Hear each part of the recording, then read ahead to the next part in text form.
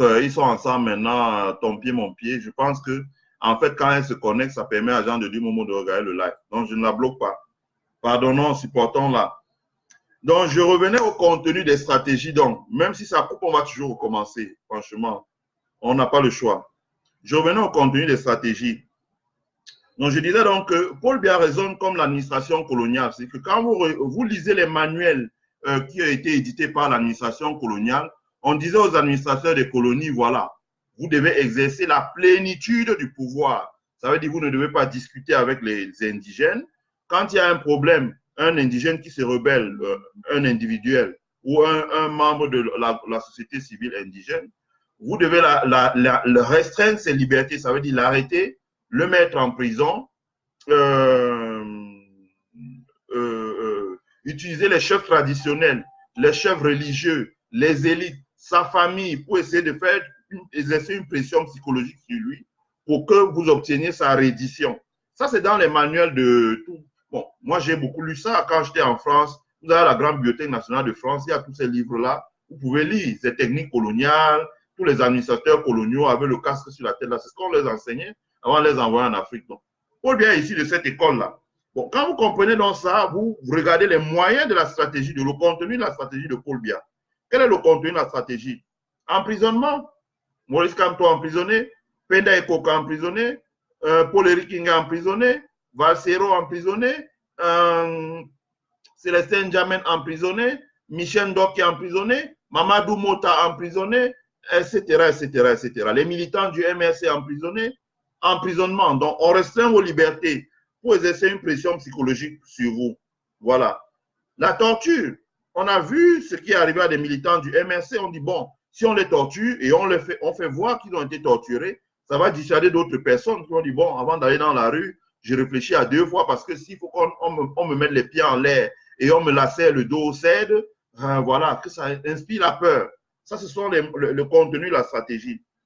Le retournement de l'opposition de la société civile. Je le dis encore et j'assume, ce n'est pas un hasard si dans notre société civile, personne ne parle. Ce n'est pas un hasard si personne ne parle dans la société civile camerounaise. Ce n'est pas du tout un hasard. Ça, le retournement, ça a été appliqué dans le cadre de la crise anglophone. Je l'ai d'ailleurs dit, il y a une femme politique qui se dit opposante, entre guillemets, hein, qui parle très bien le français et l'anglais, qui est dans l'arène politique camerounaise, mais qui est incapable de nous montrer comment elle a déployé son parti depuis des décennies qu'elle est là, qui fait beaucoup de bruit dans les médias, sur Facebook, qui a été utilisé par le gouvernement camerounais pour retourner les anglophones de la diaspora. C'est-à-dire que quand on avait envoyé Laurent Esso à Bruxelles, et on a vu l'hostilité, comment les gens sont venus, si ce n'était pas vraiment parce que c'est une personnalité respectée quand même dans le pays, les ambazoniens là pouvaient le tabasser.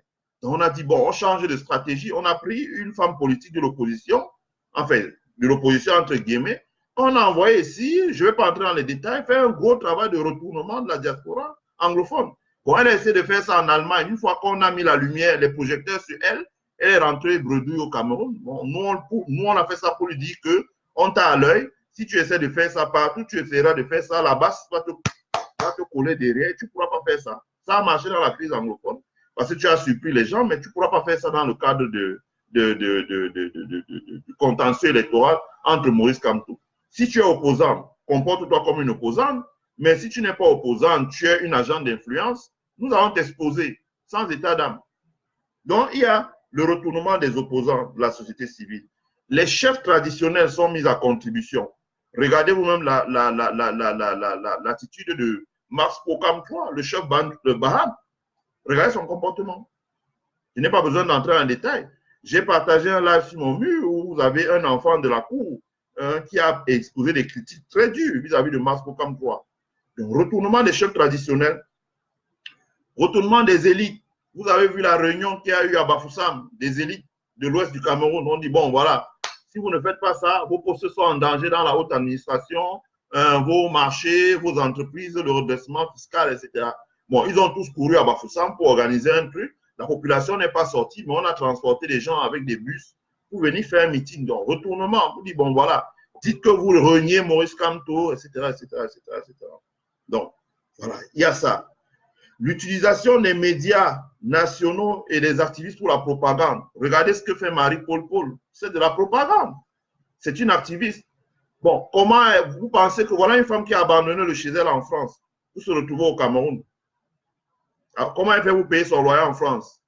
Quels sont les revenus qu'elle a au Cameroun pendant ce temps, etc., etc. Il n'y a pas besoin de sortir de sciences pour comprendre que c'est les gens qui sont au service et qui bénéficient d'une certaine rémunération, de certains avantages pour le travail qu'ils font. Les Mathieu Eric Onangini qui sont sur Facebook 24 heures sur 24, ils sont là pour la propagande. Une certaine télévision qu'ils utilisent à Yaoundé, où c'est les mêmes panélistes qui viennent et sont dans les mêmes choses. Le tribalisme, le dénigrement de Kanto, l'exacerbation de la haine tribale, des passions tribales, au fin de diviser au maximum les Camerounais et de leur faire oublier les élections. Donc, ça, c'est le contenu de la stratégie de Paul Biya ou du camp Biya. Donc, la violence, les restrictions de liberté, le retournement des opposants, la corruption, les chefs traditionnels, les élites, les médias, la propagande officielle, etc., etc., etc., etc. En face maintenant, Maurice Kamto aussi a sa stratégie. Parce que stratégie de Paul Biya, stratégie de Maurice Kamto, même s'il est en prison, il a une stratégie. C'est la politique, c'est un jeu politique. Donc, et cette stratégie-là a un contenu. Je vais dire une chose, c'est que ça m'amuse un peu, parce que quand le RDP, quand Maurice Kamto a commencé dans ces élections, ça m'amuse un peu comment le RDPC n'a pas vu, dès le début, que Maurice Kamto avait une stratégie et qui se déployait.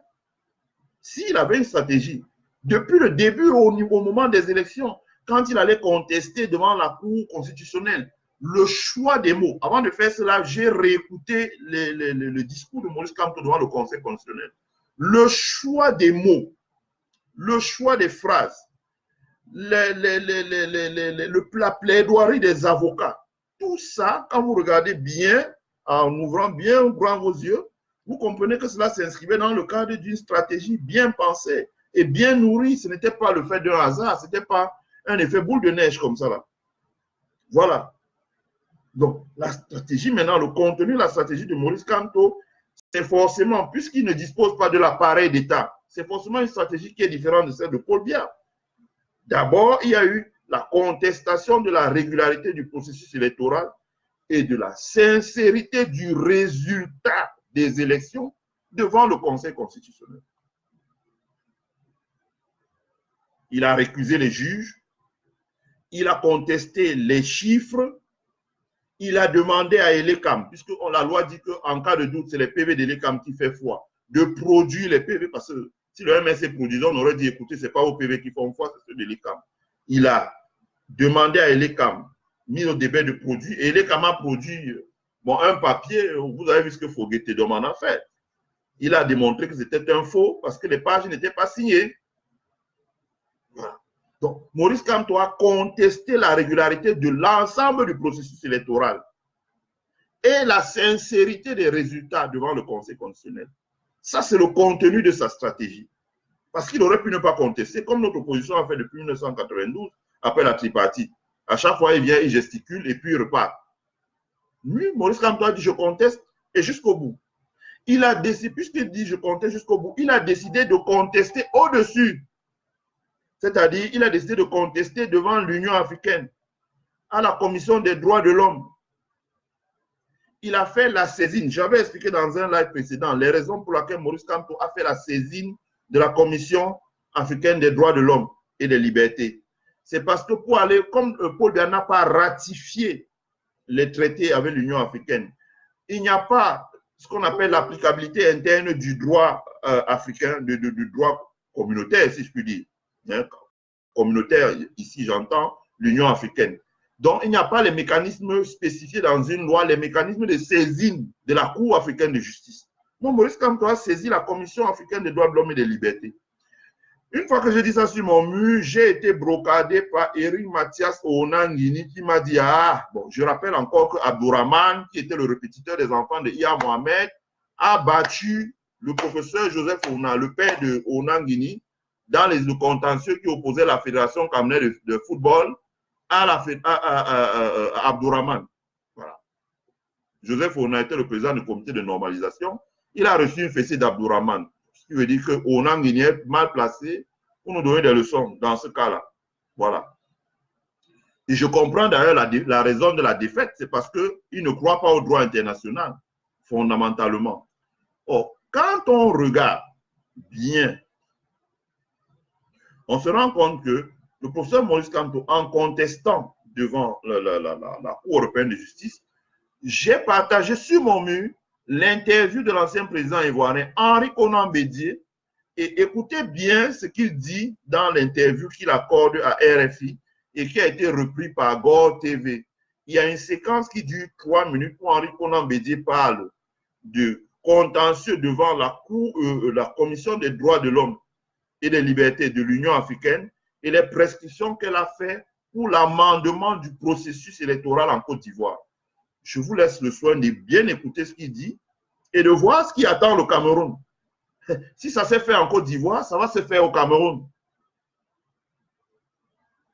Je dis bien, si ça s'est fait en Côte d'Ivoire, et c'est le président Bédié qui parle, ça va se faire au Cameroun pareil.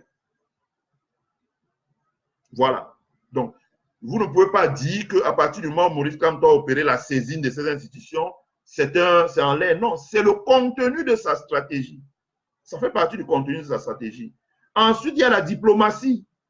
N'oubliez pas que sur ce sujet, sur le sujet des élections, sur le sujet du processus électoral, l'Union africaine s'est prononcée.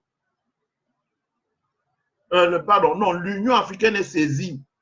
Pour l'instant, elle attend que le gouvernement camerounais réagisse parce qu'il est fort clos et il n'a toujours pas réagi. L'Union européenne, j'allais dire, s'est saisie. Le Parlement européen a débattu et le Parlement européen a émis une résolution. La résolution est maintenant devant la Commission européenne. Je rappelle qu'il y a eu des élections en Europe et que les élections en Europe devaient conduire à un reformatage du personnel au niveau de la Commission, au niveau de la présidence de l'Union européenne. C'est sûrement ça qui a mis un peu le dossier en stand-by. Mais il va ressortir. Voilà. Donc, il y a ça. Il y a la contestation est devant le Congrès américain qui a déjà voté sa résolution. Elle est devant le Sénat américain qui a repris la résolution de l'Union européenne en durcissant et non pas en diminuant les termes. Et ça va forcément passer. Elle est devant le département d'État avec l'ensemble des tests que Tibor Nagy a pris. Et d'ailleurs, vous avez suivi son hearing devant le Congrès. Il a dit, we have a package of tools pour régler ce genre de problème. Mais pour qu'on actionne ces leviers-là, il faut au préalable que le Congrès, le Sénat et la Maison-Blanche décident. Voilà. On est déjà à la deuxième phase. Il y aura la troisième phase et la quatrième phase, c'est le département d'État de gérer le dossier. Donc, ce n'est pas encore fini. C'est le contenu d'une stratégie. Il y a la légitimité populaire au Cameroun et dans la diaspora. Vous n'avez qu'à regarder, vous avez vu l'opération coup de grâce dans les rues. Des gens qui sont partisans de Maurice Kamto qui l'a gagné, ce sont des Camerounais qui sont sortis. Ils ont marché, ils étaient à peu près 30 000. Vous avez vu le Game Over aux États-Unis, ils ont marché, ils étaient à peu près 15 000. Vous avez vu que ça va encore repartir. Il y aura des marches en Suisse, il y aura des marches en France, il y aura des marches au Canada, il y aura des marches en Allemagne, il y aura des marches aux États-Unis. Ça va repartir. Ça veut dire que ça met sur une balance la légitimité de Paul Biya, qui, s'il est élu, doit pouvoir mettre 100 000 Camerounais dans la rue, au moins au Cameroun. Tout dit, bon, voilà, j'ai gagné. Des gens qui sortent vraiment, pas des gens à qui on donne 5 000 francs, un t-shirt, etc., etc. Bon, il y a la légitimité populaire. Il y a les tentatives de marche organisées par le MSC qui ont tout été interdites, réprimées dans la torture. Mais au niveau de la communauté internationale, ça donne un warning qui dit, voilà, le gouvernement, Maurice Kamto a une légitimité populaire. Donc, si on laissait les gens sortir dans la rue, cette légitimité populaire s'exprimerait. Voilà. Il y a la sensibilisation de l'opinion nationale et l'opinion internationale sur les dysfonctionnements du processus électoral. Ça, il ne faut pas que les gens le disent. Maurice Kamto l'a fait. Il a sensibilisé l'opinion nationale.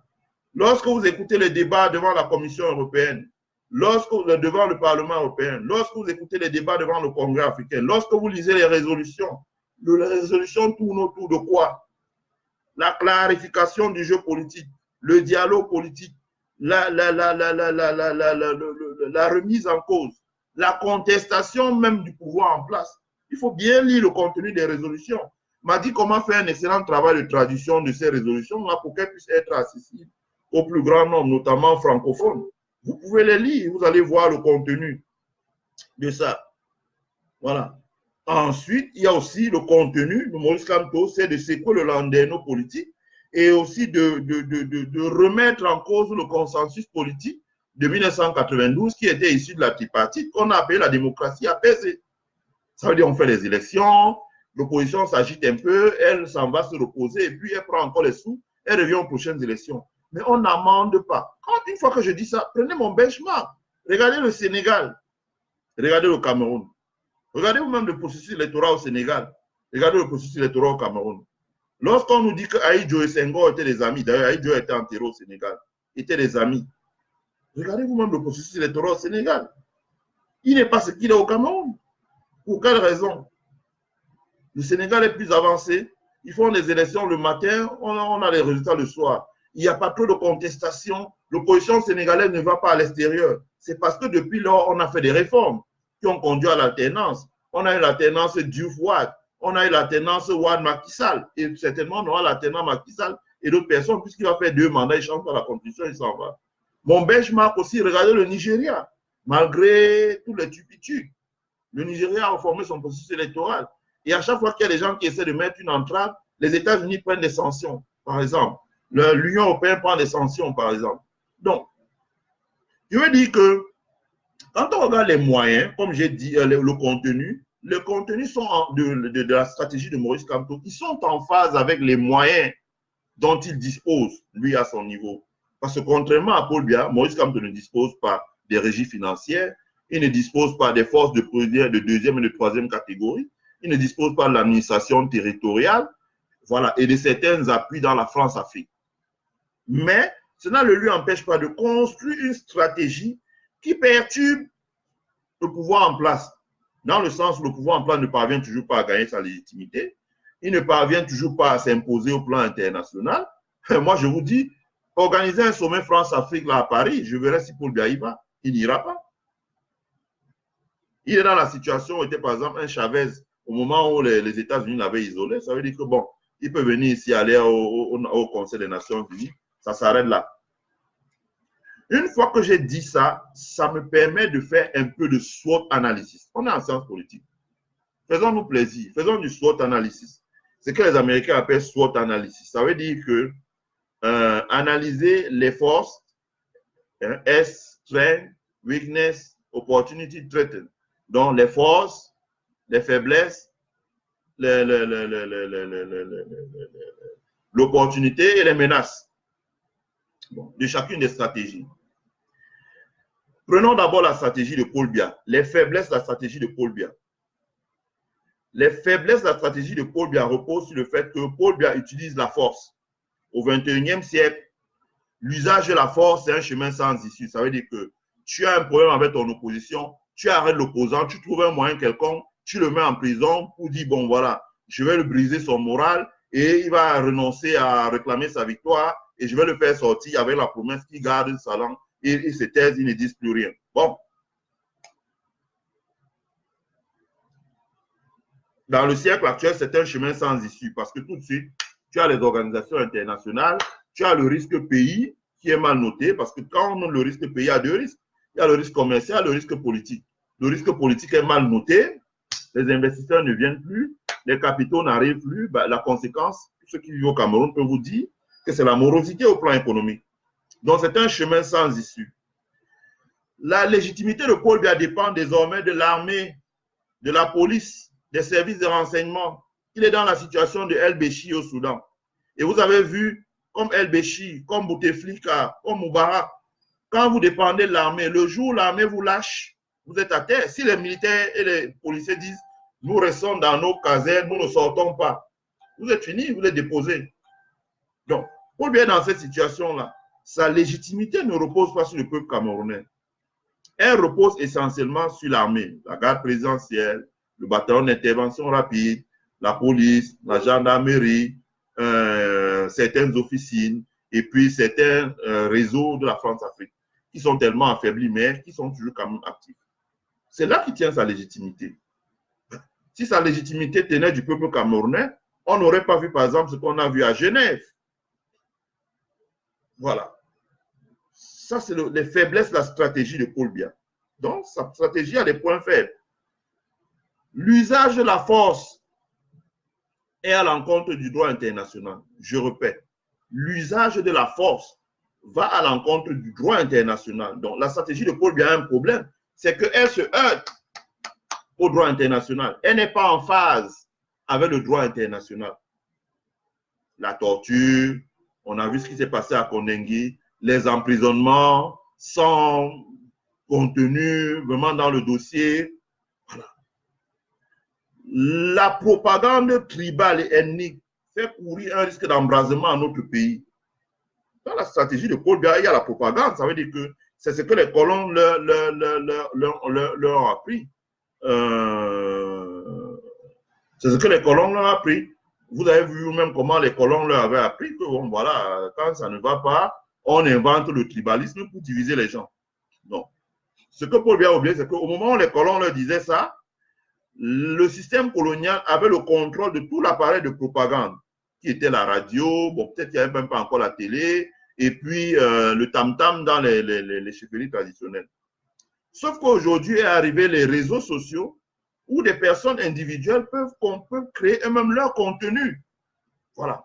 Ça a donné ce que vous avez avec Patrice Ngana. Ça veut dire que quand le gouvernement camerounais a voulu jouer la stratégie, Ngana a provoqué un glissement de la stratégie du gouvernement en disant, bon, vous voulez jouer le tribalisme, on va faire le tribalisme. Il a commencé à dénoncer le génocide, à mettre un visage sur le génocide, à mettre une étiquette aussi sur ceux qui créent le génocide en disant, voilà, ce sont les boulous. Et tout de suite, moi j'ai des amis ici de la diaspora qui m'ont dit, ben, on ne dort plus parce que nos enfants, quand ils regardent ça, ils stressent, etc., etc. Donc, il y a eu un glissement de la stratégie de stigmatisation d'une ethnie, en l'occurrence l'ethnie Bamie, qui est l'ethnie où est originaire Maurice Kanto, où Patrice Ngana a retourné maintenant la stratégie vers l'ethnie Boulou, et Paul Biya a senti immédiatement le danger de la stigmatisation de sa stratégie. Donc, ça veut dire que désormais, la stratégie de division ethnique et tribale a un point faible. Et ce point faible, Ngana a mis le doigt dessus. Donc, même au niveau de Yaoundé, on a dit, bon, écoutez les gars, pause. On a dit, pause. Il ne faut plus que, hein, donc Vision 4, tous les Bidjoka Balès, ils m'ont dit, qui se levaient les matins avec des éditoriaux tribaux, etc., les activistes comme les Patrice Mbala, quand vous regardez bien les Asingana, ils ont mis un peu pause. Ceux qui les utilisent, ils ont dit, écoutez, pause. Parce qu'eux-mêmes, ils ont dit, bon, ils sont allés eux-mêmes sont allés ici devant le Congrès et l'ONU pour dire, voilà, il y a des gens qui incitent à la haine ethnique. Bon, on leur a ressorti aussi tout ce qu'ils ont dit. Les Dieudonné Somba, les Patrice Mbala, les Francine Ben, les Obamanana, les Vision 4, etc., etc., etc. On leur a ressorti ça. À partir de ce moment, eux-mêmes, on leur a dit, bon, quand vous venez nous demander d'avoir le regard, nous aurons le regard sur tout le monde. Donc, si eux, ils reprennent eux-mêmes cette stratégie-là, et je rappelle, c'est une stratégie qui a inspiré déjà Kwame Ndongo, qui est le concepteur de cette stratégie-là, et utilise évidemment des gens comme les Luther Meka, ils sont nombreux pour faire ce travail-là. Donc, cette stratégie-là aussi a montré ses limites, la stratégie d'exacerbation de la haine tribale ou ethnique pour diviser les Camerounais et essayer de fragiliser le front de l'opposition en disant, voilà, comme toi, en fait, c'est les Bamileke qui veulent le pouvoir. Ngana aussi a dit, ah, attention, Biya, c'est les Boulous qui veulent conserver le pouvoir. Ils ont stérilisé les Étones et les Eondo en faisant ci, en faisant ça. Ils ont inventé une affaire de camps, etc., etc., etc. Donc, le gouvernement aussi a vu le danger d'une telle stratégie. Il a fait marche arrière. Il y a l'accentuation de l'isolement diplomatique du Cameroun. Je n'ai pas besoin de vous faire tout un dessin. Vous pouvez voir vous-même que le Cameroun est vraiment isolé au plan diplomatique. Il est isolé au plan diplomatique. On continue à respecter l'État du Cameroun parce que l'État du Cameroun collabore avec les Nations Unies, par exemple en Centrafrique, en envoyant des troupes, participe à un certain nombre de programmes multilatéraux, etc. Mais comme j'ai dit, du point de vue de la communauté internationale, on considère que le gouvernement camerounais actuellement est là pour liquider les affaires courantes. Donc, c'est aussi ça sur le ventre mou de la stratégie de Paul Biya, l'isolement diplomatique. Le fait qu'il ne soit plus capable de se rendre à des sommets internationaux, rencontrer, bon, bref. Ça devient un peu difficile, hein? Ça devient un peu difficile. Et si même au point de vue diplomatique, Paul Biya avait les appuis, on n'aurait pas vu ce qu'on a vu à Genève, par exemple.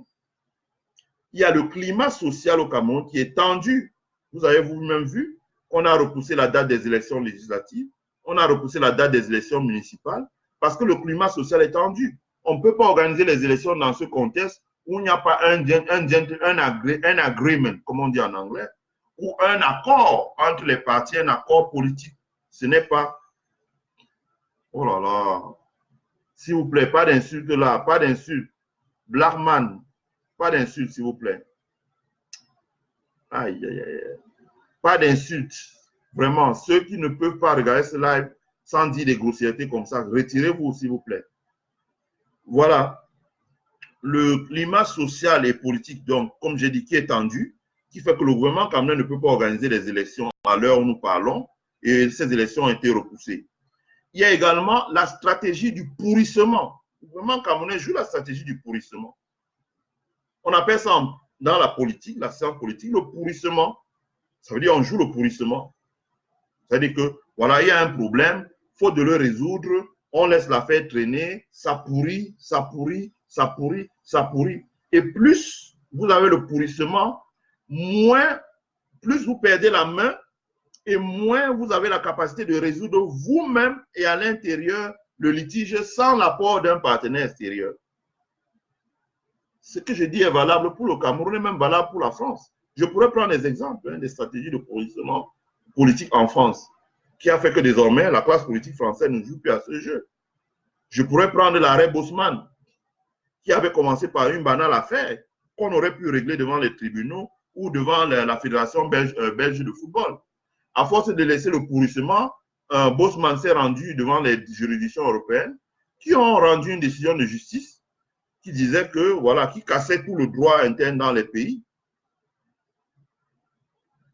C'est le pourrissement. Donc, ce qui se passe, c'est que nous avons un pourrissement parce qu'on est dans une situation de statu quo. La situation ne fait qu'empirer. Paul Biya mise sur la force, mais ça ne règle pas le problème. En politique, il faut régler le problème. Qu'est-ce qui se passe? Oui, en politique, je disais, il faut régler le problème, solder les comptes et clôturer. Ce qui n'est pas le cas en ce moment avec notre pays. Enfin, la faiblesse de la stratégie de Paul Biya, c'est la règle du précédent. Ça veut dire que Paul Biya, en arrêtant Maurice Kamto, un opposant, en inventant une affaire quelconque, lambda, et en arrêtant Maurice Kamto pour le mettre en détention avec ses alliés, crée ce qu'on appelle en politique la règle du précédent. Ça veut dire qu'il crée un précédent politique qui est dangereux parce que ça peut s'appliquer à lui-même, s'il n'est plus président et qu'il est encore en vie. Ça peut s'appliquer aux membres de sa famille, si un juge a des ambitions politiques. Ça peut s'appliquer aux membres de son parti qui ont des ambitions politiques. Et ils auront du mal à se défendre devant la communauté internationale, puisqu'on dira, écoutez, ce genre de situation a déjà eu lieu dans votre pays et vous étiez là. Qu'avez-vous dit?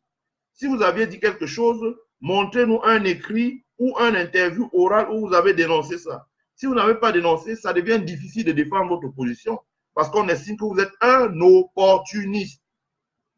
Donc, ça veut dire que même dans le camp de Paul Biya, ça crée un problème parce que ça crée la règle du précédent. C'est une faiblesse dans sa stratégie. La règle du précédent permet de décapiter son parti politique s'il n'est plus président de la République et si les gens avaient des ambitions politiques sous le label RDPC. C'est ce que lui-même a fait à l'UNC. Il n'a pas eu besoin de beaucoup d'énergie pour décapiter l'UNC. Bon. Donc, voilà un peu les faiblesses de la stratégie politique de Paul Biya. Maintenant, les forces ou les avantages, si on peut dire, c'est que c'est une stratégie qui permet à Paul Biya de rester au pouvoir et de garder la main. Bon. Il a encore la main sur l'armée, il a la main sur la police, il a la main sur la gendarmerie, il a la main sur les officines d'État, il a la main sur les régies financières, c'est encore lui qui signe les décrets, etc., etc. Mais c'est un président, un demi-président, en fin de compte. Quand on regarde les choses bien avec toutes les lunettes et de manière très lucide, il est encore comme un demi-président. Il faut le dire. Donc, ça, c'est les avantages de sa stratégie, c'est qu'il garde encore le pouvoir. je ne vais pas dire la jouissance du pouvoir, mais il garde encore le pouvoir. Mais on voit très bien qu'il ne peut pas faire certaines décisions. Et que si il ne prend pas les décisions qui doivent être prises pour notre pays, plus nous allons aller, quand les pays comme les États-Unis vont mettre les sanctions, la marge de manœuvre de Paul Biya ou sa marge de manœuvre dans l'arène politique camerounaise vont se réduire. Ceux qui veulent discuter peuvent regarder ce qui s'était passé en Côte d'Ivoire, où Gbagbo, au sorti de Marcoussi, on lui a imposé un premier ministre de transition, en fait plusieurs premiers ministres successivement, avec pour conséquence de restreindre sa marge de manœuvre. Donc, je dis ça pour montrer un peu, dans le SWOT analysis, les forces et les faiblesses de la stratégie de Paul Biya. Maintenant, j'en viens à la stratégie de Maurice Kamto. Je parle des faiblesses. Les faiblesses, c'est que Maurice Kamto est soumis à une restriction de ses libertés, à une restriction de ses mouvements et qu'il est placé en détention. Voilà. Ça, c'est important. C'est important, pourquoi? Parce que ça occasionne un ralentissement des activités de son parti politique. D'abord parce que lui, le leader, n'est pas là. C'est lui le leader, c'est lui qui inspire la stratégie, c'est lui qui se déplace, qui remobilise les militants, n'est pas là. Deuxièmement, il y a les multiples interdictions de l'administration territoriale qui freinent l'expansion du MRC sur le terrain. Il y a les multiples, les multiples interdictions de l'administration territoriale qui freinent l'expansion du MRC sur le terrain. Voilà. Ça freine l'expansion du MRC sur le terrain. Voilà. Donc, il y a les interdictions de la Tangandi, qui à chaque fois déploie la police. Bon, ça, ce sont des faiblesses. Je veux dire que ça gêne le déploiement du MRC sur le terrain. C'est un peu gênant. Bon. Maintenant,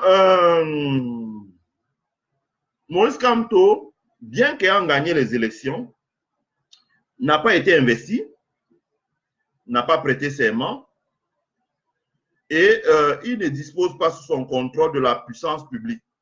Ça veut dire l'administration, ça veut dire la fonction publique, hein, tout l'appareil administratif, ça veut dire l'armée, ça veut dire les régies financières, ça veut dire tout le dispositif diplomatique du Cameroun. Voilà. Ça, c'est une faiblesse. Il ne les a pas pour l'instant. Bon. Aussi, il ne dispose pas comme dans le cas de la Côte d'Ivoire avec Alassane Ouattara, quand il y a eu le conflit post-électoral. Alassane Ouattara, si Alassane Ouattara n'était pas gardé par les forces de l'ONUCI et de la Licorne, Gbagbo, que je soutiens bien, que j'ai soutenu hein, quand il est allé à la CPI, aurait fait comme tout le monde. Il aurait arrêté, il aurait restreint ses libertés. Il aurait mis au moins en résidence surveillée. Bon, on voit très bien qu'au jour d'aujourd'hui, Maurice Kamto ne dispose pas d'une force, par exemple, pour assurer sa sécurité, comme il y avait eu la force Licorne, comme il y avait eu... C'est une faiblesse. Je fais de l'analyse...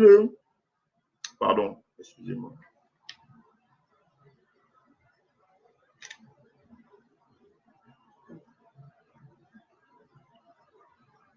Je fais de l'analyse pure des stratégies, hein, sans état d'âme. Je vois quelqu'un là qui me dit, oui, on va voir si tu rentreras encore au Cameroun. Moi, oui, je rentrerai, ne t'inquiète pas. Je rentrerai, petit.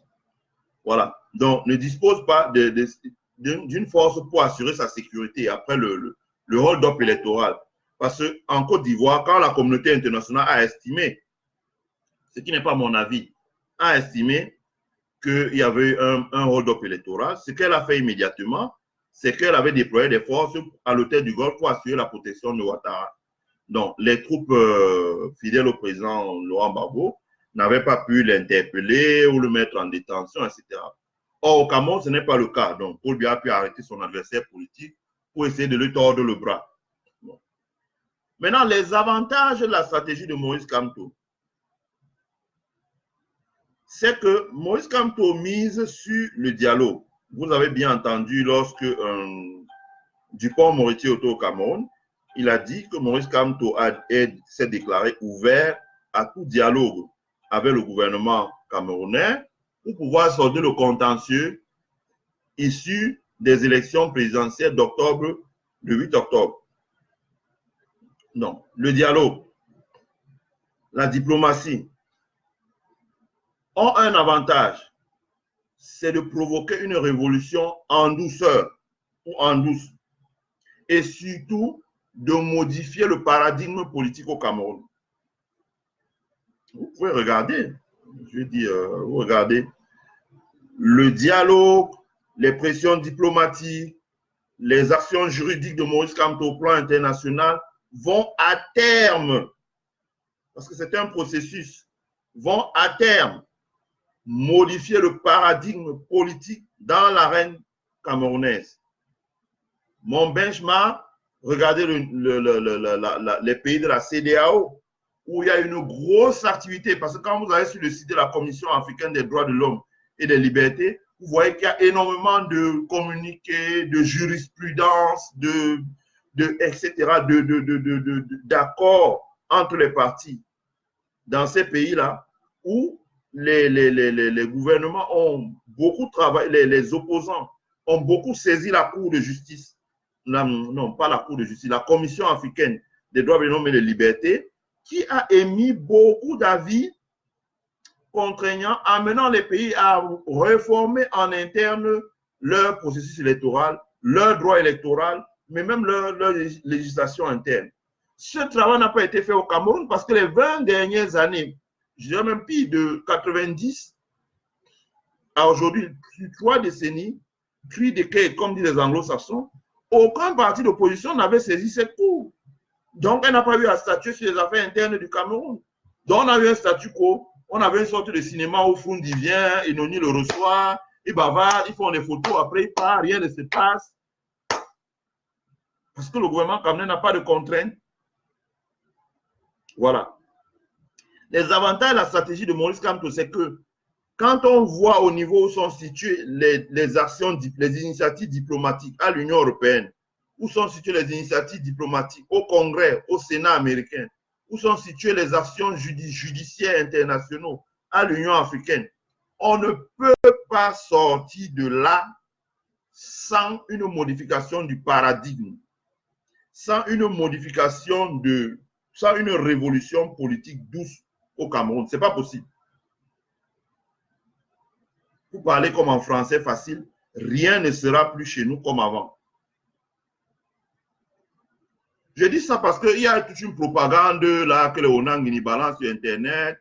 Il raconte, enfin, venant de quelqu'un dont le père a perdu un procès devant la cour de quoi, la FIFA, devant Abdourahmane, qui est un instituteur. Donc, je ne sais pas si lui il est fondé pour nous donner des leçons. Mais, je vous dis, on ne pourra pas sortir de là sans rien. Ce n'est pas possible. Voilà. Ensuite, la jurisprudence issue du droit international, en l'occurrence, soit de les recommandations de la Commission africaine des droits de l'homme, soit de la Cour de justice des droits de l'Union africaine, ces jurisprudences va forcément obliger le Cameroun à terme à amender le processus électoral. Ça veut dire les institutions qui gouvernent le processus électoral et les CAM. Et l'ECAM doit désormais être une commission électorale vraiment indépendante et non pas pilotée exclusivement par les gens qu'on a enlevés du RDPC. On a soi-disant dit déchirer leur carte et les mettre dans l'ECAM. Non. Il y aura des partis politiques autour de la table, au moins ceux représentant l'Assemblée nationale et qui ont des élus. Donc, l'ECAM doit être réformé. Il va falloir réformer au moins la participation de l'administration territoriale.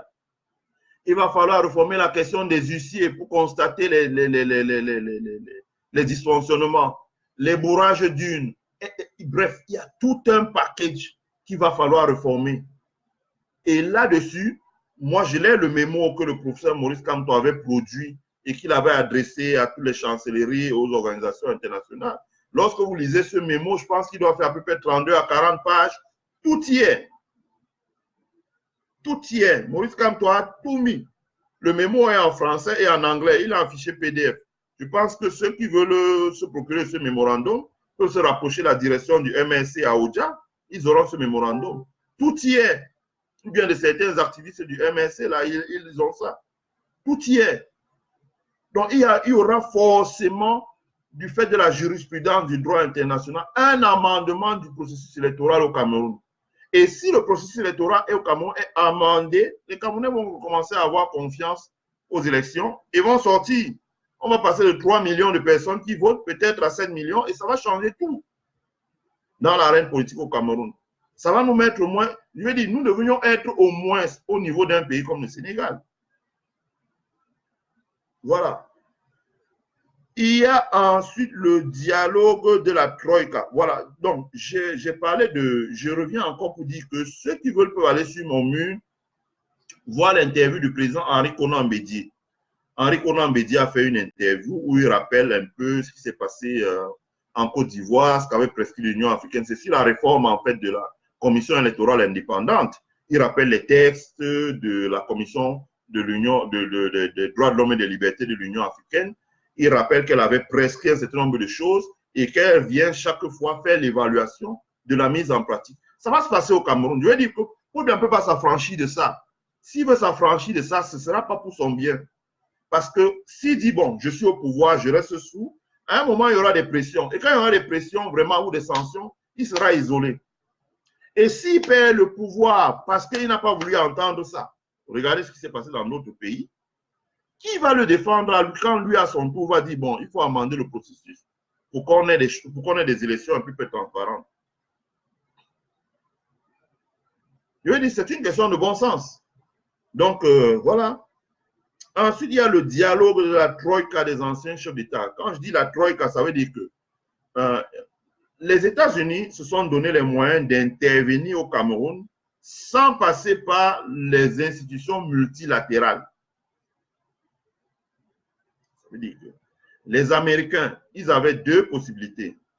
Ou bien ils passent par les institutions multilatérales. En ce moment, ils saisissent le Conseil de sécurité, etc., etc. Ou bien ils se donnent les moyens d'intervenir. C'est pour ça que j'ai dit que la prochaine fois, je ferai un live pour bien expliquer cet ouvrage-là. Ce sera basé sur cet ouvrage pour que les gens comprennent les relations internationales, vues de Washington, comment ça fonctionne, surtout la doctrine. Lorsque vous comprenez la diplomatie américaine, il y a deux grands courants qui dirigent la diplomatie, qui dominent la diplomatie américaine. Deux grands courants. Deux grands courants dominent la diplomatie américaine. Vous avez le courant réaliste.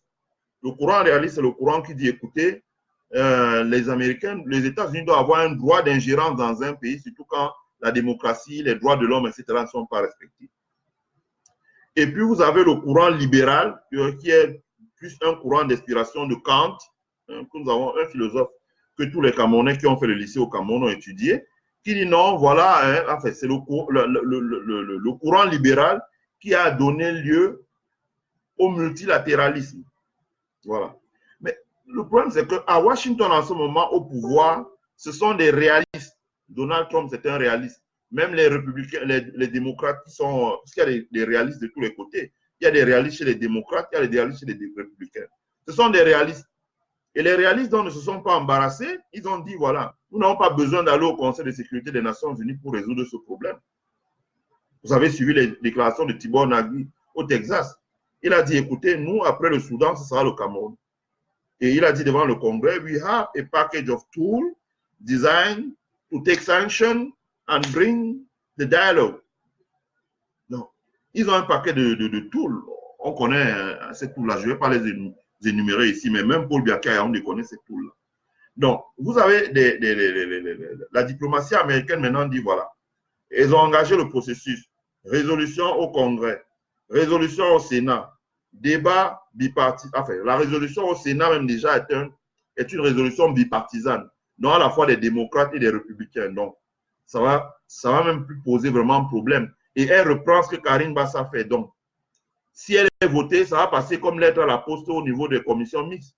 Et Donald Trump va homologuer et valider ça. Une fois qu'il va valider, avec la continuité, ce qu'on appelle la continuité de l'administration.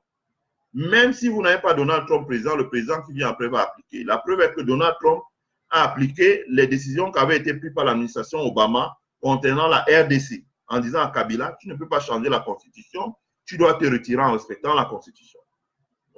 Non, on va arriver à une situation telle que, quand ça va se passer, les États-Unis vont engager des sanctions, bref, utiliser le paquet d'outils qu'ils ont pour amener le gouvernement camerounais à plier, même s'ils ont pris des lobbyistes. Donc, pour qu'on évite cela, parce que j'ai souvent, moi aussi, avant que j'arrive aux États-Unis, j'étais un peu échaudé de ce qui s'est passé en Libye. Je peux regarder les images, c'était vraiment choquant. Sur le printemps arabe, c'était dur. Ben Ali, bon, Ben Ali, c'est un dictateur dur. Moubarak, bon, Kadhafi, bon, je me suis dit, mais qu'est-ce qui se passe?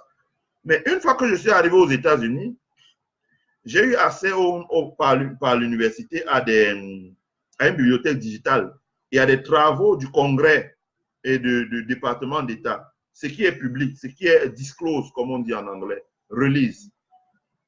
Et une fois que vous avez accès à ces travaux-là, vous pouvez voir que l'Amérique, c'est ce que nous ne savions pas. C'est ce que nous ne savions pas. Mettez les cœurs, s'il vous plaît. Je ne sais pas pourquoi ça ralentit. Mettez les cœurs. Vous pouvez voir que l'Amérique avait engagé de grosses initiatives diplomatiques avec des pays comme la Libye, avec la Tunisie. Il y avait des résolutions dans les, comme on dit, dans les pipes, ça veut dire en cours.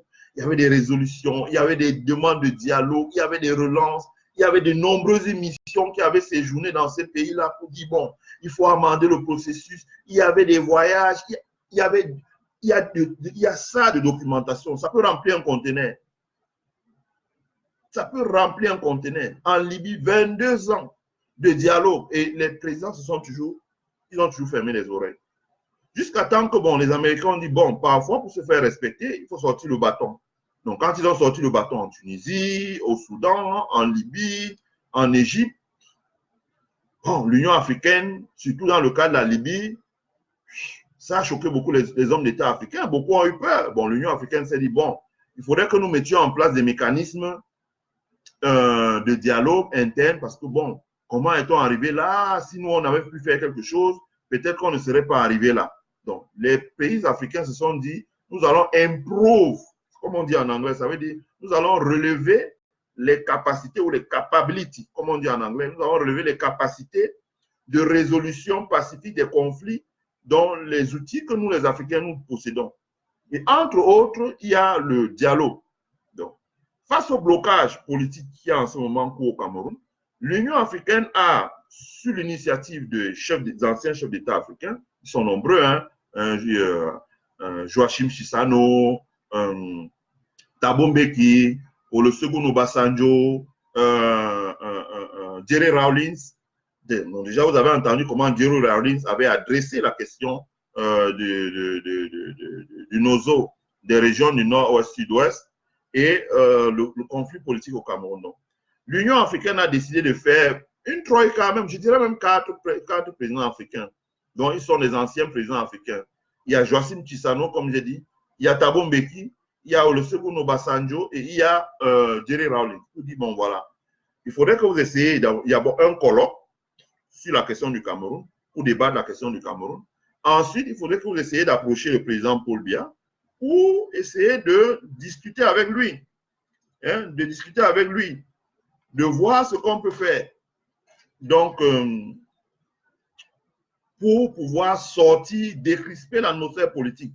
Éviter que ce soit les États-Unis qui interviennent à leur façon, avec tous les cas qu'il peut y avoir, pour qu'après on dise, ah, les pays étrangers sont intervenus, alors que nous n'avons rien fait pour que ça change.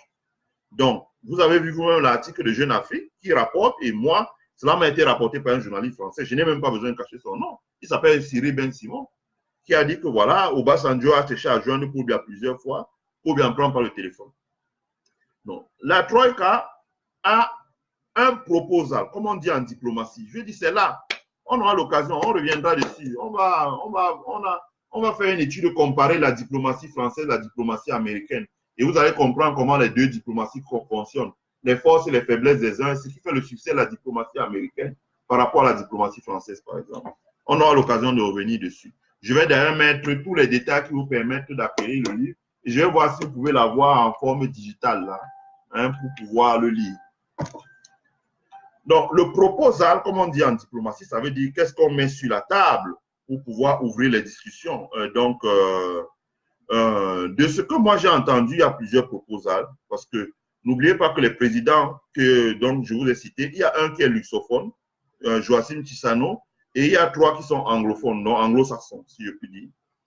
Donc le proposal, c'est une solution de partage du pouvoir pour mener les réformes politiques. Partage du pouvoir. Ça veut dire, je ne sais pas comment ça va se faire, mais j'énonce simplement partage du pouvoir. Est-ce que ce serait Paul Biya reste président, Maurice Kamto devient premier ministre de transition et travaille avec Paul Biya. On a vu ça au Kenya entre Uhuru Kenyatta et Raila Odinga. Et travaille avec Paul Biya pour essayer de mener des réformes politiques, ça veut dire de manière consensuelle, réformer le processus électoral, réformer la gouvernance, régler la question du nozo, etc., etc., et reprendre les élections. Est-ce que ce serait ça? Une sorte de consensus. Donc, on aurait un mandat, le Paul Biya qui est un mandat à régime spécial, donc c'est le proposal en fait, avec Biya qui reste président, Kamto peut-être vice-président, mais dans le cadre d'une réforme, avec un premier ministre, avec vraiment des pouvoirs, pas ce qu'on a là, avec vraiment des pleins pouvoirs, travailler avec le président et mener des réformes, étant entendu que le premier ministre mène les consultations, dialogue, et je ne dis pas que ça, c'est ce que le MRC dit. Je dis c'est le proposal que moi, la troïka de l'Union africaine, j'ai mes sources quand même au niveau de l'Union africaine, la troïka qui veut rencontrer Paul Biya, ça veut dire que Thabo Mbeki, Olusegun Obasanjo, Jerry Rawlings ou Joachim Chissano, c'est ça qu'ils veulent lui proposer. Un partage du pouvoir, une réforme du processus, le dialogue politique, le règlement des problèmes dans le nord-ouest et le sud-ouest, une réforme du processus électoral, la reprise des élections, ou bien si la transition, c'est un partage du pouvoir qui va aller jusqu'au terme du mandat de Paul Biya, bah, s'il y a forcément des réformes politiques qui sont faites, on va vers d'autres élections, en fait, à la fin de ce processus-là. Ou la reprise des élections, ou les législatives et les municipales, mais après avoir réformé le processus électoral. Les réformes institutionnelles. Nos institutions ne fonctionnent pas. Le Sénat ne fonctionne pas. Au niveau de la décentralisation, les conseils régionaux, etc. Il y a plein de choses là qui ne fonctionnent pas. Essayez de réformer ça parce que ça ne donne pas de visibilité politique à notre pays. Le risque politique Cameroun, le risque commercial Cameroun n'est même pas si mauvais que ça. Mais il est complètement absorbé par le risque politique qui est très mauvais. Donc, il y a ça. La réforme du processus électoral. Donc, vous avez la troïka des anciens chefs d'État qui a l'intention de rencontrer Paul Biya pour lui dire voilà. Et ça découle de la stratégie diplomatique et juridique de Maurice Kamto. Parce que le dialogue qui initie les anciens chefs d'État africains, c'est la diplomatie. Mais c'est une diplomatie qui est la conséquence, en fin de compte, des actions que Maurice Kamto a prises en amont. C'est-à-dire contester les élections devant la Commission africaine des droits de l'homme et des libertés, et en une grosse initiative diplomatique de Maurice Kamto. Ça, il faut le souligner. Je veux dire, je vois bien les menaces là, oh, on va te faire ci, on va te faire ça. Bof, vous savez, on en a cru. Voilà. Donc voilà. Maintenant, qu'est-ce qui se passe si Paul Biya refuse de recevoir la troïka, de dialoguer? Bon, moi, j'ai vu que Paul Biya, dans un premier temps, il a engagé une société de lobbying aux États-Unis. Bon, j'en ai parlé dans le live qui s'est coupé là. Je vous dis, ça n'ira pas grand, ça produira pas grand effet. Il va dépenser comme ce que Gbagbo avait fait lors du conflit post-électoral en Côte d'Ivoire. Il avait engagé l'ancien ministre de l'Agriculture qui s'est reconverti dans le lobbying, l'ancien ministre de l'Agriculture des USA. Ça n'avait pas donné grand-chose. Là, il a engagé les anciens conseillers de Ted Cruz. Ted Cruz est l'ennemi juré de Donald Trump ici. Je ne sais pas si Donald Trump va dérouler le tapis à Ted Cruz. On verra bien. Bon, voilà. Donc, maintenant, les présidents africains veulent éviter une secousse au Cameroun venant de l'extérieur qui peut encore être perçue comme une humiliation en Afrique. Qu'est-ce qui va se passer si Paul Biya refuse d'entendre les USA, le Congrès, le Sénat, éventuellement la Maison Blanche, parce que ça, la Maison Blanche, il y a quelqu'un là qui rigole pas trop. Qu'est-ce qui va se passer si Paul Biya refuse d'entendre le Parlement européen avec les résolutions de l'Union africaine, de la Commission européenne? Qu'est-ce qui va se passer si Paul Biya refuse d'entendre l'Union africaine? C'est important. Qu'est-ce qui va se passer si Paul Biya refuse d'entendre l'Union africaine? De refuser de reconnaître ce qui... Parce que jusqu'à ce jour, je le dis encore, le gouvernement camerounais n'a pas réagi devant la Commission des droits de l'homme et des libertés de l'Union africaine. Il n'a pas réagi. Qu'est-ce qui va se passer s'il ne réagit pas? Moi, je pense que les pays comme les États-Unis vont déployer des sanctions. Et ces sanctions-là, les pays comme le continent, comme l'Union européenne, vont les suivre. Et à partir du moment où les États-Unis ne sont pas passés par le Conseil de sécurité des Nations Unies, les Américains vont... Parce que quand vous regardez les résolutions, ça va déboucher sur un bill. Le bill, ça veut dire qu'il y aura des sanctions, il y aura un budget pour soutenir l'action humanitaire, et il y aura même la possibilité de recourir à la force. Quand vous voyez comment le bill est écrit, de recourir à la force. Et quand vous voyez déjà comment les sénateurs stigmatisent la France en disant « vous avez un doigt là-dedans », ça veut dire qu'ils ont l'intention d'agir au Cameroun en se passant des humeurs du gouvernement français. Alors que dans cette affaire, et c'est là où j'attire l'attention de quelqu'un comme Paul Biya, dans cette affaire, jusqu'à présent, ton allié était la France. Et Paris et Washington parlaient de la même voix. Or, aujourd'hui, là, si Paul Biya engage, écoutez bien ce que je dis, si Paul Biya engage un cabinet de lobbying aux États-Unis, c'est parce qu'il a désormais la certitude que Paris et Washington ne parlent plus de la même manière, ne parlent plus le même langage. Et que si les États-Unis commençaient à agir, la France ne pourrait pas les stopper. Bon. J'ai vu une propagande sur la page de la CATV où on a montré le directeur général de Geovic qui est venu au Cameroun, soit disant qu'il va investir 240 milliards dans un projet d'exploitation de cobalt à l'est du Cameroun. Ça m'a beaucoup fait rire parce que je suis allé regarder dans sur la plateforme Bloomberg où il y a le rating de toutes les entreprises. J'ai regardé Geovic Mining. J'ai regardé aussi, pour ceux qui veulent, ils peuvent regarder sur MarketWatch, qui est le jeu d'investissement en bourse que j'ai créé. On a à peu près 8 Camerounais qui sont des joueurs sur cette plateforme-là. Quand vous regardez, le cours de Geovic, c'est 0,001 $. Ça veut dire que c'est 5 francs CFA. Le cours de l'action Geovic, c'est 5 francs CFA. Et je crois qu'il y a 3 millions d'actions. Ça veut dire que Geovic à peu près en bourse, il y a 5 millions d'actions. Geovic à peu près en bourse vaut 2,5 milliards. La cession de Geovic aujourd'hui, si Geovic Mining vendait ses parts, il requérait 2,5 milliards. Il est valorisé à 2,5 milliards. Je me demande comment une entreprise qui vaut 2,5 milliards va faire pour pouvoir lever 240 milliards de francs pour investir au Cameroun. Ça revient à ce que je vous dis, que le gouvernement camerounais fait beaucoup de propagande. C'est-à-dire qu'on a fait venir le type de Geovic pour impressionner les Camerounais, pour dire, bon, vous voyez, tout va bien entre Washington. D'ailleurs, les Américains sont prêts à investir ici. Geovic est une coquille vide. Le coût a fondu jusqu'à ça vaut 5 francs CFA.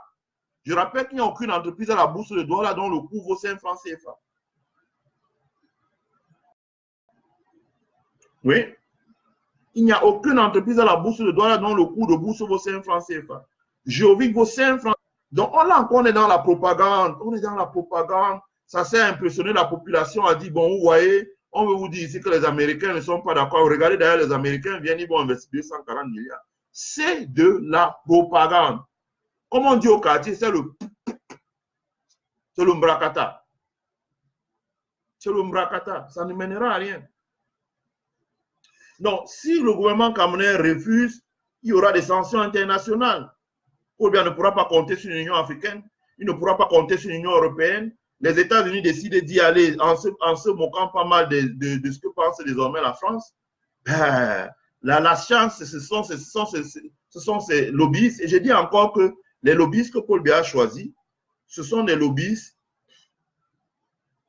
Les lobbyistes que Paul Biya a choisis sont les lobbyistes qui appartiennent à un camp qui est complètement opposé au président qui dirige actuellement la mairie. Il y a la perte du pouvoir. Ça s'appelle des conséquences. Regardez vous-même ce qui est arrivé à Compaoré quand il a ignoré royalement les recommandations de la Commission internationale, de la communauté internationale. On a vu ce qui lui est arrivé. Une fois qu'il a été lâché par son armée, il a perdu le pouvoir. Regardez El-Béchir au Soudan. Une fois qu'il a été lâché par le puissant chef des renseignements, une fois qu'El-Béchir a été lâché par ses renseignements généraux et l'armée, il a perdu le pouvoir et aujourd'hui il est en prison. Donc Paul Biya doit faire très attention.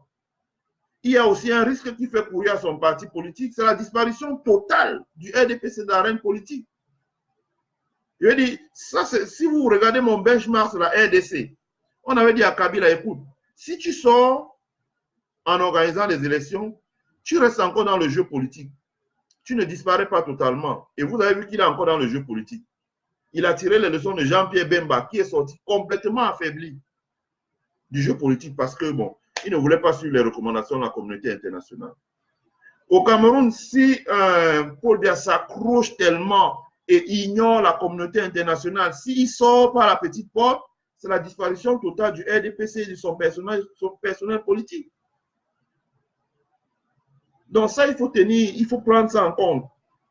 Voilà, ça fait 1 heure de temps. Je vais essayer de faire souffler ma machine parce que vraiment, elle travaille beaucoup. Ces derniers temps-ci, elle travaille beaucoup sur beaucoup de choses. Je m'arrête là. Voilà à peu près les stratégies comparées de Paul Biya et de Maurice Kamto, les stratégies comparées. Je vous convie prochainement à faire un autre live qui sera un live sur l'étude comparée entre la diplomatie française et la diplomatie américaine. Comment ça marche? Parce qu'on a souvent dit, moi, nous quand on a grandi tout petit, on nous a dit, ah, on dit la diplomatie dans le monde, c'est la France. Est-ce que c'est vraiment vrai? J'utilise bien le mot. Est-ce que c'est vraiment vrai? Voilà. Est-ce que c'est vraiment vrai? Hein? Quand on dit la diplomatie dans le monde, c'est la France. Les fins diplomates, c'est les Français. On va voir, je vais vous montrer pourquoi les Américains, par exemple, ont du succès dans la Corée du Sud, ont du succès au Moyen-Orient, ont du succès, par exemple, dans les questions du Moyen-Orient. La France a carrément disparu de l'arène diplomatique au Moyen-Orient. C'est les États-Unis qui font la diplomatie. En Asie, la France a carrément disparu des radars diplomatiques. C'est les États-Unis qui font la diplomatie. En Afrique, on voit très bien que c'est la diplomatie française qui s'implique. Américaine commence à prendre du poids. On a vu en RDC, on a vu dans les Grands Lacs, par exemple. On a vu dans la SADC, par exemple, aussi, comment les États-Unis interviennent. Bon, la France encore dans son précaré, mais on voit que l'Amérique commence à mettre un pas. Allez sur mon compte YouTube, écoutez le hearing de Tibor Nadi, qui dit, voilà, il nous faut avoir une diplomatie offensive dans le golfe de Guinée parce que la Chine y est présente et que la France ne fait pas le poids. Nous allons étudier les institutions diplomatiques françaises, les institutions diplomatiques américaines, leur fonctionnement, leur régulation, ce qu'on appelle en diplomatie policy, international policy making. Quel est le processus de formation des actions diplomatiques dans l'arsenal diplomatique américain, dans l'arsenal diplomatique français? Pourquoi la diplomatie américaine est en première ligne, que ce soit après la Deuxième Guerre mondiale, après la Première, après la Deuxième même, etc., etc., et que la diplomatie française semble être en retrait. Quelle est la place de la diplomatie française dans le multilatéralisme? Quelle est la force? Parce que quand vous regardez le bouquin là, vous allez voir que la diplomatie américaine, ce qu'on appelle le complexe militaro-industriel.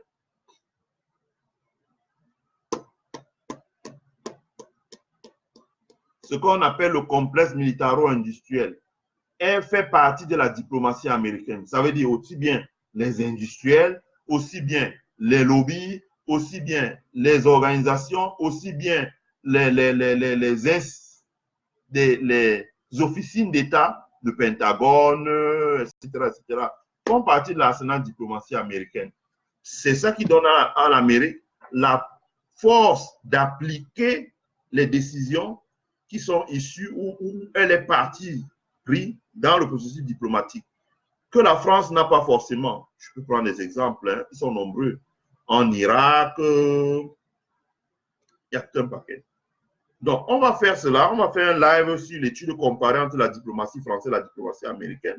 Et on va voir comment ça s'applique au Cameroun. Pourquoi l'un, pourquoi l'autre ne fonctionne pas très bien, etc., etc. Et qu'est-ce que nous devons nous attendre à chaque fois que l'un ou l'autre prenne la parole. Donc, on va faire ça. Je remercie beaucoup ceux qui ont suivi mon live. Je ne sais pas quand sera le prochain parce que je suis tellement busy en ce moment, mais je remercie beaucoup ceux qui ont suivi mon live. Et voilà, on est revenu encore à près de 400 personnes. Ça veut dire vraiment il y avait besoin de ce live-là. Je remercie vraiment. Vous êtes très nombreux. Vous êtes très nombreux. Ouais, Fadima Touassan, oui, vous êtes très nombreux. Clovis Fongan, merci beaucoup. Cyril, oui. Jean-Jacques Téné, merci beaucoup. Merci, merci. Merci, Marie Kogue, merci, Bilchou. Merci, Cyril Donald. Merci, Jacques Bauer. Merci, Fadima Touassan. Vous êtes très nombreux. Je ne peux pas remercier tout le monde. Je vous remercie. Et comme je vous dis, on va préparer notre live qui sera sur la diplomatie française et américaine. On va voir quelles sont les positions de la diplomatie française dans ce qui se passe au Cameroun. Quelles sont les positions de la diplomatie américaine? Comment opère la diplomatie française? Comment opère la diplomatie américaine? En partant des ambassades jusqu'au sommet. Quels sont les rapports de force? Qui est celui qui peut emporter le match? Quels sont les agreements, comme on dit, les accords souterrains, les accords sur terrain, etc., etc. On va faire tout ça. Je prendrai le temps de vraiment vous préparer un bon live. Comme je préparais celui-ci, vous avez vu, ça faisait à peu près 12 pages de papier. C'était long et on est allé très vite. Voilà, je vous remercie. Je vous souhaite de passer une bonne soirée. Il doit être déjà très tard là-bas au pays. Voilà, je vous souhaite de passer une bonne soirée. Bye.